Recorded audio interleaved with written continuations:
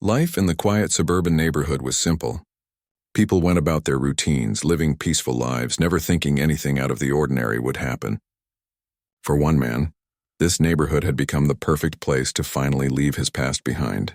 After years of service in a world that most people would never understand, he had chosen this life. A life away from the noise, the chaos, and the danger of his old profession. Here in this community, he found a kind of calm that had eluded him for much of his life. Every morning he would wake up early, take a deep breath, and look around at the peaceful street. The same few houses, neatly trimmed lawns, and friendly faces passing by gave him a sense of normalcy. His house was modest, nothing too flashy, but it was his home. He'd spent years carefully choosing this place, and it had given him a sense of security. It was quiet just the way he liked it. His dog, a loyal and affectionate animal, was his constant companion. Together, they would walk through the neighborhood each day. The dog was always there, trotting by his side, always happy to be with him. The man and his dog had become a familiar sight to the people in the neighborhood.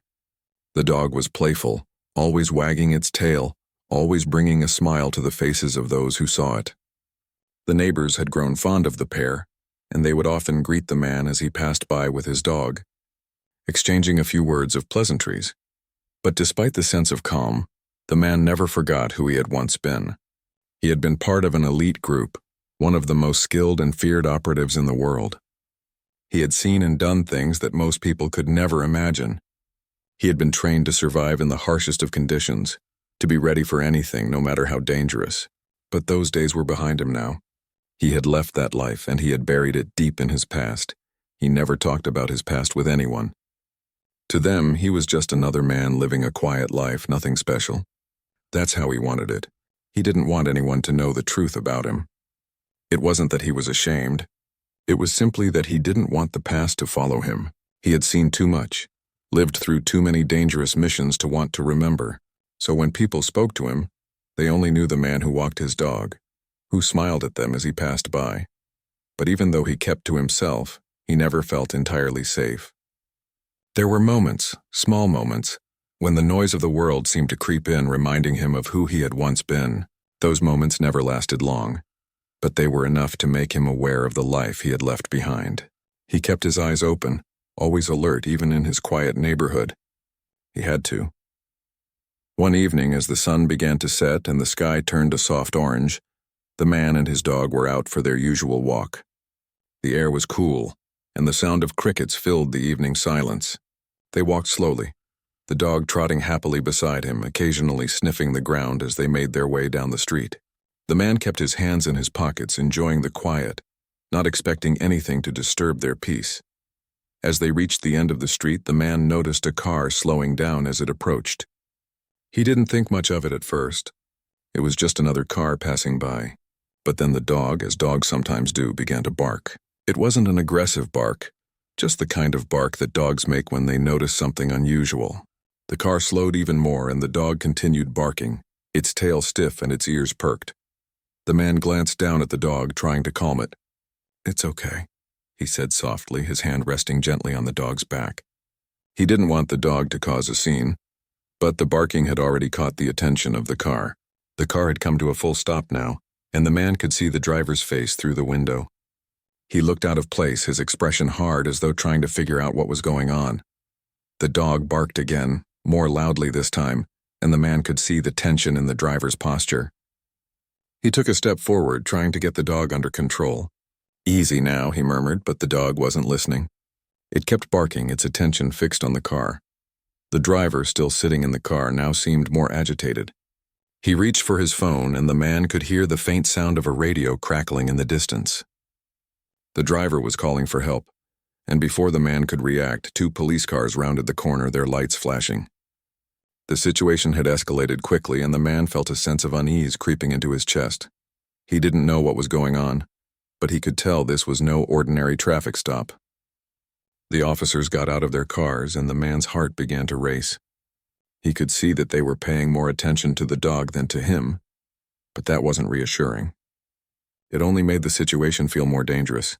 "Sir, step back," one of the officers called out, his voice firm. "Keep the dog under control." The man froze for a moment, unsure of how to respond. He was a trained soldier, But this wasn't a mission. This was a misunderstanding, a situation that could easily spiral out of control. He raised his hands, trying to show he wasn't a threat. "He's fine," he said, his voice calm but firm. "He's just excited." The officers didn't seem convinced. They were still focused on the dog, and the man could see the tension in their posture. The dog, meanwhile, was still barking, agitated by the sudden arrival of the police. It wasn't being aggressive, just startled. But to the officers, the dog's behavior was enough to trigger their instincts. "Keep that dog back," another officer shouted, his hand moving toward his weapon. The man's heart skipped a beat. He could sense the danger in the air now. He wasn't afraid for himself, but he was terrified for his dog. He knew how quickly things could go wrong, how one wrong move could lead to tragedy. "It's okay, he's not dangerous," the man tried to explain, stepping forward slightly, hoping to calm the situation. But the officers didn't hear him. The tension in the air was thick, and the man could see the officer's hand tightening on his weapon. The last thing he wanted was for this to escalate into something violent, but he didn't know how to stop it. He took a step back, hoping the officers would see that he wasn't a threat, that his dog wasn't a threat. But it was too late.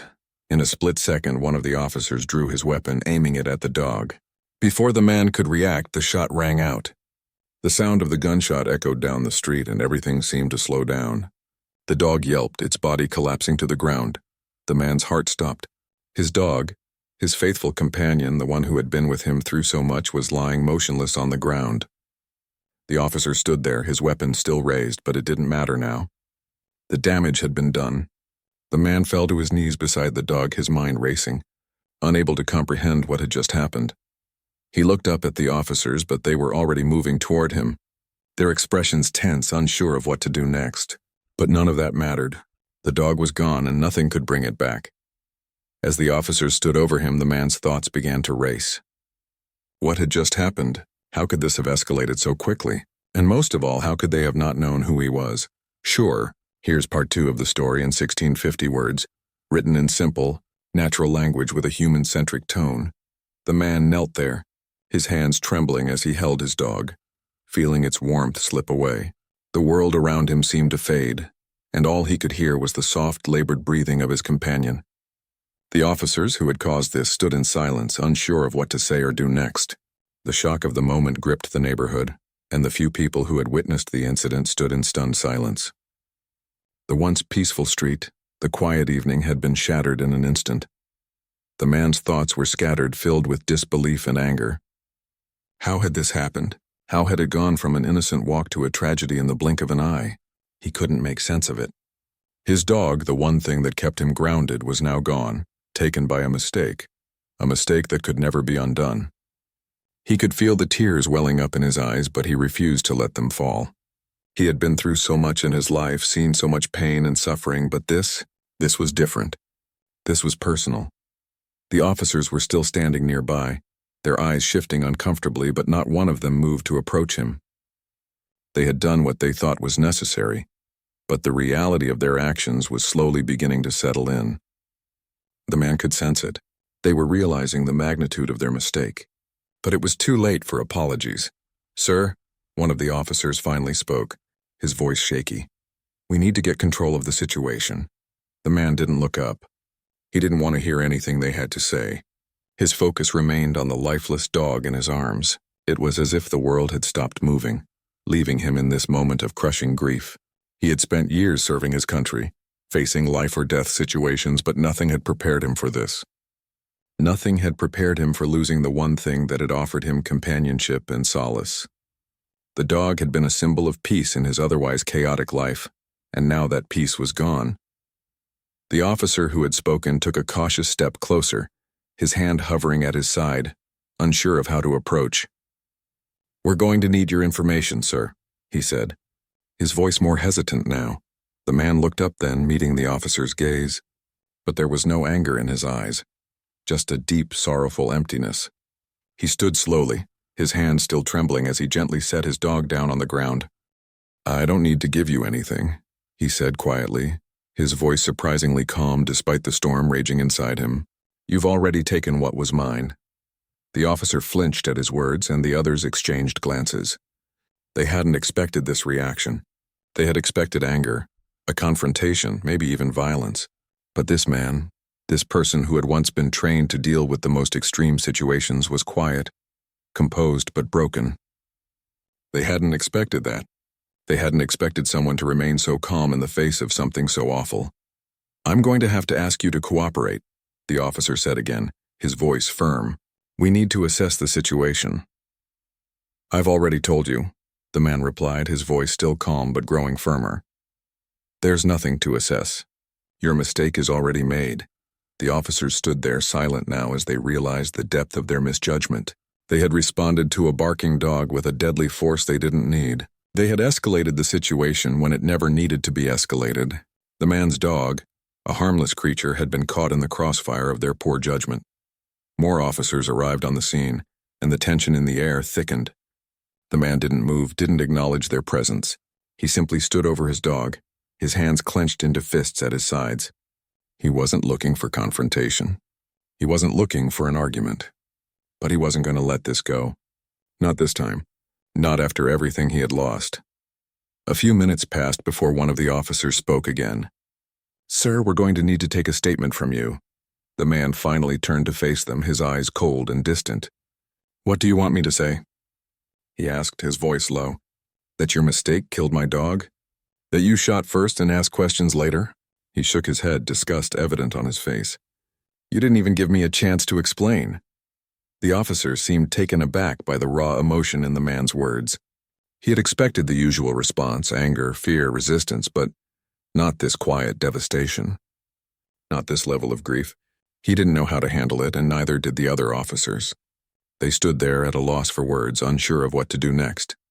The man took a deep breath, his shoulders sagging with the weight of the moment. He could feel the eyes of the neighbors on him, their gazes heavy with judgment and confusion. He didn't care. He didn't care about their opinions. He cared about what had been taken from him. He cared about the dog that had been by his side for so long. The dog that had offered him companionship when the world around him had seemed too dark. That dog had been more than just an animal. It had been a part of his healing, a reminder that there was still good in the world, even after everything he had been through. "Take your statement," the man said flatly. "Do whatever you need to do. But know this. You took something from me that you'll never understand. You'll never be able to fix it." The officer, sensing that the man was not going to cooperate further, stepped back. He looked around at his colleagues, who were all still standing in a tense silence. He wasn't sure how to proceed. They had made their mistake, and now there was no going back. "Get the ambulance here," one officer muttered to another, clearly flustered. "We need to deal with the situation properly." The man watched as the officers moved away, taking their time to make phone calls and coordinate. He stood there for what felt like hours, his eyes fixed on the dog who was now beyond saving. The neighborhood around him was quiet again, the usual evening sounds of birds and distant chatter now replaced by the hum of sirens and the distant murmur of voices. It was a surreal moment, as if the world had shifted into something unrecognizable. Finally, a few paramedics arrived on the scene, moving swiftly toward the dog. They didn't ask questions. They simply went about their business, assessing the situation and preparing to transport the animal's body. The man didn't look at them. He didn't need to. He knew it was over. There was nothing anyone could do now. The dog was gone, and no amount of help could change that. A small crowd had begun to gather at the end of the street, whispering among themselves. Some looked on with sympathy, others with confusion. The man could feel their eyes on him, but he didn't care. Let them watch. Let them judge.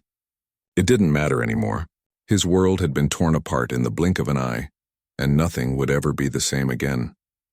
As the paramedics took the dog away, the man stood in the middle of the street, alone with his thoughts. He was no longer the quiet neighbor, the man who kept to himself.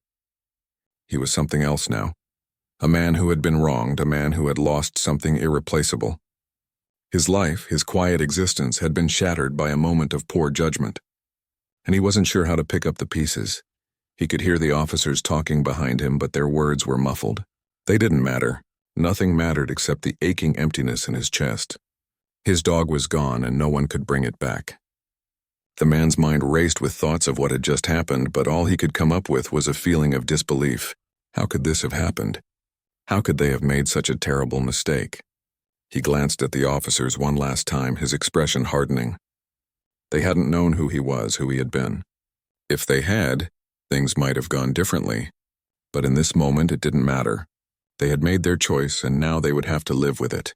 The man wasn't sure what he would do next, but he knew one thing for sure. This wasn't the end. There would be consequences for what had happened, and he would make sure of it.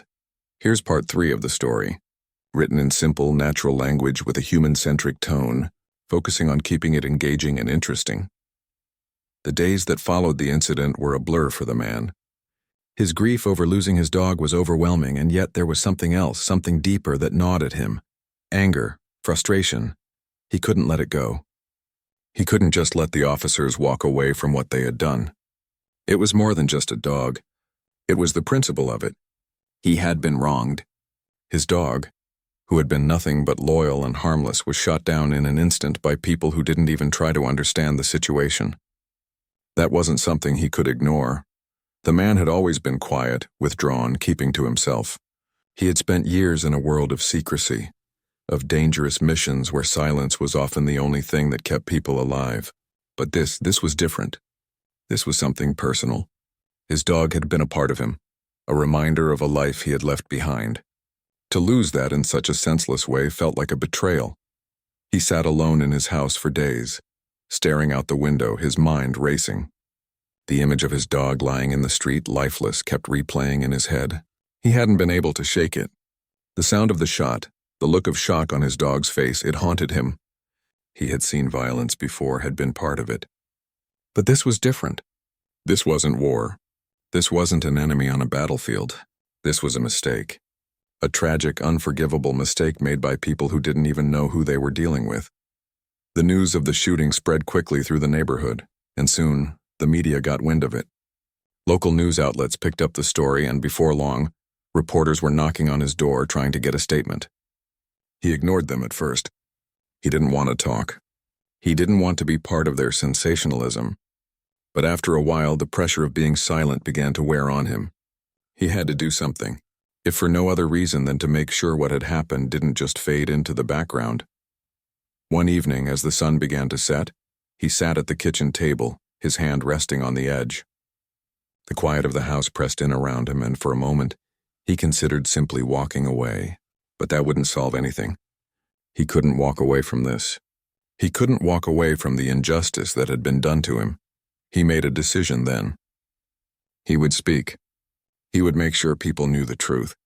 He wasn't going to let this go quietly. If the officers thought they could just brush it under the rug, they were wrong. He wasn't the man he had once been, the one who took orders without question, the one who kept to the shadows. He had left that life behind, but he still had the strength to fight for what was right. The next morning, he called the local news station. He arranged an interview, not to seek attention but to make his voice heard. He wasn't angry, at least not in the way people might have expected. He wasn't yelling or demanding anything. He simply wanted the truth to come out. The story of what had happened needed to be told not just for him, but for anyone else who might one day face the same kind of injustice. When the camera crew arrived, he stood outside his home, the same quiet man they had seen before, but with a weight in his eyes that hadn't been there before. He had always been calm, collected, but now there was something more, a sense of purpose that came from his grief, from the need to make sure that the officers who had taken his dog from him would be held accountable. The interview started, and the reporter asked him about what had happened that day. He explained everything in as much detail as he could, keeping his voice steady, his emotions in check. It was a simple walk, he said. My dog barked at a car passing by. That's it. There was no threat. There was no danger. But the officers didn't take the time to understand. They saw a barking dog and they made their decision. He paused, his eyes distant for a moment. They shot him, he continued, and they didn't even try to stop it. I don't think they even realized who I was. They didn't know that I've been through situations far more dangerous than anything that happened that day. They didn't know that I've seen what happens when mistakes are made in the heat of the moment. And yet, here we are. The reporter nodded, taking notes. And how does that make you feel? She asked gently. The man took a deep breath, the weight of the question settling over him. He wasn't sure how to answer. How could he put it into words? The loss of his dog, the sense of betrayal, the anger at the officers for acting without understanding. It was all too much to put into a neat package. But he tried. "It's not just about the dog," he said slowly. "It's about trust. It's about respect. The police are supposed to protect us, not make decisions based on fear and misunderstanding. I understand they're trained to react quickly, but there was no reason for this.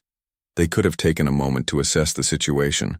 They could have spoken to me to understand what was going on. But they didn't. And now, my dog is gone. And that's something I can never get back." The words hung in the air for a long time after he said them. The reporter didn't press him for more, sensing the pain in his voice. She simply nodded and asked if there was anything else he wanted to add. He didn't have much more to say. He had told his story. He had made his point. The rest, as far as he was concerned, was up to the people who could make a change. The community, the media, the authorities. They would be the ones to decide if anything would come of this. After the interview, the man went back inside his house. The cameras were gone, the reporters had left, but the silence remained. It was as if the world was holding its breath, waiting to see what would happen next. He didn't know what the outcome would be, but he felt a small sense of relief. At least now people knew the truth. The neighborhood continued on, though it felt different now. People who had once waved at him from across the street now avoided his gaze. He wasn't sure if it was out of discomfort or curiosity, but it didn't matter. He had nothing to hide. He had told his story, and he didn't need the approval of anyone who wasn't willing to listen. Days turned into weeks, and slowly, the shock of the incident began to fade. But for the man, the wound never healed. His life, once so peaceful and quiet, had been forever altered. He was no longer just the quiet neighbor with the dog. He was the man who had lost something precious, the man who had been wronged, and he wasn't going to forget that. The case against the officers slowly gained traction. Public outcry grew as more details emerged. The police department conducted an internal investigation, but the man knew better than to hold his breath. He had seen how these things usually went, investigations that led nowhere, officers who were never truly held accountable. But this time it felt different. This time the community had rallied behind him. People had come forward sharing their own stories of feeling unjustly treated, of seeing situations like his unfold in their own neighborhoods. It wasn't just about one man and his dog anymore. It was about a system that needed to change. A system where mistakes like this couldn't be brushed off. The man didn't know what the end result would be, but he was starting to believe that something could come from all this pain. Maybe, just maybe, his loss would make a difference. As he sat on his porch one evening, staring out at the quiet street, he realized something. He might never get his dog back, but in a way, he had gained something else. Something that mattered more. He had found his voice. And now he was going to use it to make sure that this didn't happen again. To make sure that the loss of his dog would not be in vain. Here's part 4 of the story, written in a simple, natural tone with a human-centric approach to keep the content engaging. The weeks following the interview brought more attention to the man's case than he could have ever anticipated. What had started as a personal tragedy began to ripple outward, touching people in the neighborhood and beyond. The media coverage was relentless, and it was hard to escape the constant stream of headlines and news updates. Everyone seemed to have an opinion about what had happened, and many were quick to pass judgment on both the officers involved and the man himself. For the man, the attention was both a blessing and a curse. On one hand, he felt that his voice was finally being heard, that the tragedy of his dog's death wasn't going to be swept under the rug. But on the other hand, he hated the spotlight. He had spent so many years avoiding attention, trying to live a quiet life, and now his grief and loss were plastered across every screen. It felt like a violation, like something sacred had been exposed. But there was no turning back now. The story was out there, and he had no choice but to face it. He spent most of his time at home, keeping to himself. His house, once a place of peace and solitude, felt empty now. The absence of his dog was a constant reminder of everything that had been taken from him. He missed the simple companionship, the quiet moments spent sitting together, the sense of security that his dog had brought. It was hard to go through the motions of everyday life without the one thing that had made him feel whole. Despite the overwhelming grief, he couldn't ignore the messages of support that started to flood in. Neighbors who had once kept their distance began to reach out. Some sent flowers, others left notes on his doorstep, offering their condolences. A few even came by to talk, sharing their own stories of loss or offering words of comfort. The man appreciated their kindness, but it wasn't enough. Nothing would ever be enough. He knew the road ahead was going to be difficult. The investigation into the police shooting of his dog was moving forward, but progress was slow. The police department had launched an internal review, but he didn't have high hopes. He had seen how these things usually played out: officers being cleared of wrongdoing, investigations that ended with little more than a slap on the wrist. But this time, it felt different. There was a sense that the public was paying attention, that the voices of the community were being heard. He just wasn't sure if it would be enough. As the days passed, the man tried to keep a low profile. He didn't seek out the media or look for more attention. He didn't want to be some symbol or cause. He just wanted justice. He just wanted the officers who had taken his dog to be held accountable. But even as the investigation continued, it became clear that things were far from simple. The officers involved in the shooting had filed reports, claiming that they had acted out of fear for their safety. They said that the dog had seemed aggressive, and they had responded as they were trained to do. It was a story they had all too easily agreed upon. The man couldn't accept that explanation. He had been there. He had seen the situation unfold. His dog wasn't aggressive. It was scared, reacting to the unexpected presence of the police. The officers had overreacted, firing their weapons without giving the situation a chance to calm down. And now, his dog was dead because of it. He couldn't understand how the officers could be so blind, how they could let fear cloud their judgment. Didn't they know what it was like to face danger? Didn't they understand that sometimes a moment of hesitation, a moment of understanding, could be the difference between life and death? He knew they weren't trained to deal with every situation, but surely there had to be room for compassion, for a little more time before resorting to violence. The public's response to the incident was mixed. Some supported the man, calling for justice and demanding accountability for the officer's actions. Others, however, sided with the police, arguing that the officers had acted in self-defense and that the man was simply overreacting. Social media was filled with opinions, both for and against him, but he didn't pay much attention to the online debates. He wasn't looking for validation from strangers. He just wanted the truth to come out. The man began to spend more time walking through the neighborhood trying to clear his mind. He still didn't feel safe. The weight of what had happened hung over him like a shadow. Everywhere he went, he was reminded of his loss. But he couldn't escape it. He couldn't hide from the fact that his life had changed forever. One afternoon, as he was walking along the familiar street, he noticed a small crowd gathered near his house. At first, he thought it was just another group of curious neighbors. But as he got closer, he saw that it was something else entirely. There, standing in front of his house, was a group of people holding signs. Some read, "Justice for the dog." Others simply said, "Accountability for police." They were peaceful, their voices quiet but strong, and they looked at him as he approached. The man stopped, taken aback by the sight. He hadn't expected this. He hadn't asked for this. But there they were. People who had come together, who had heard his story and felt compelled to show their support. One of the people in the crowd, a woman in her early 30s, stepped forward. "We're with you," she said softly, her voice filled with sincerity. "We know what happened wasn't right. We just want you to know that you're not alone." The man felt a lump form in his throat. He didn't know what to say. He had spent so many years in isolation, keeping people at arm's length, that the idea of others rallying behind him felt overwhelming. But it also gave him hope. Maybe, just maybe, this wasn't something he had to face alone. "Thank you," he said, his voice thick with emotion. He couldn't hide the pain that still lingered in his words, but there was something else there. Too, something like relief.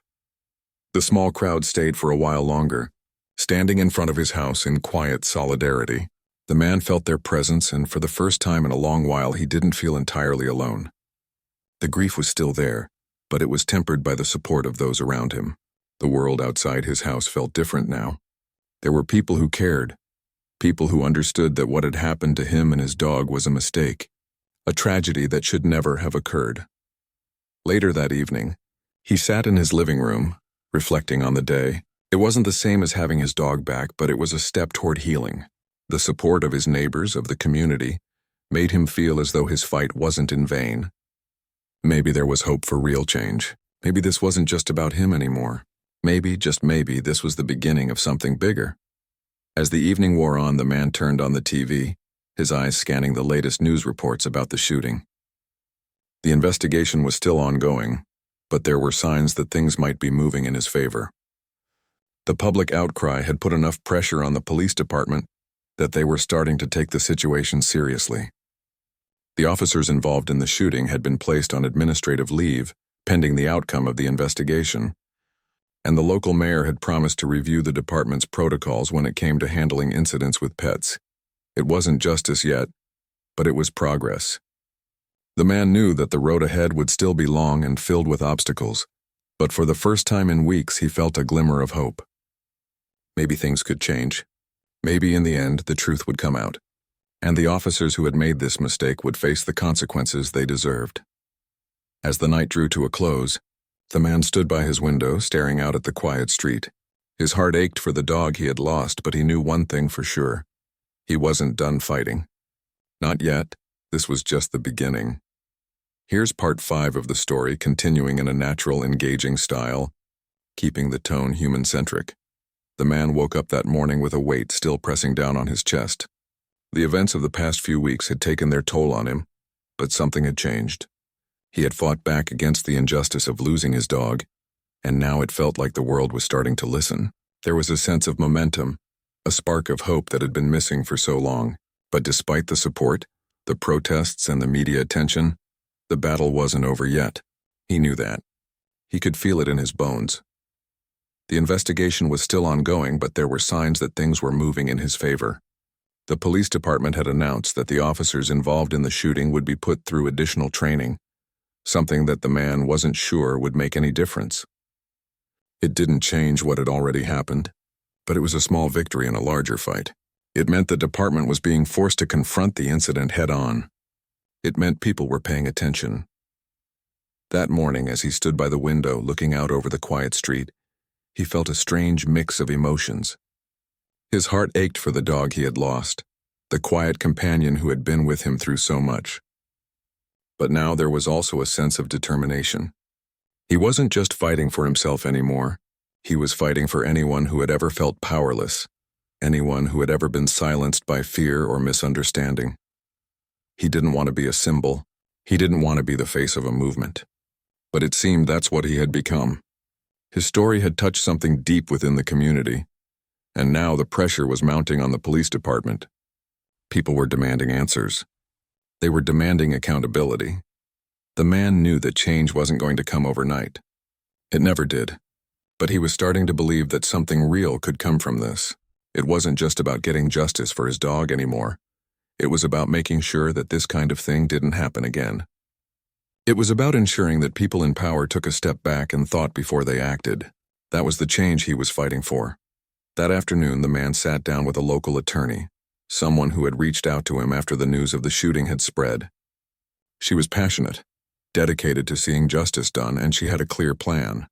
The man had been hesitant at first, unsure of whether he wanted to pursue a lawsuit, but after hearing what she had to say, he realized it was the only way to make sure that the officers involved were held accountable.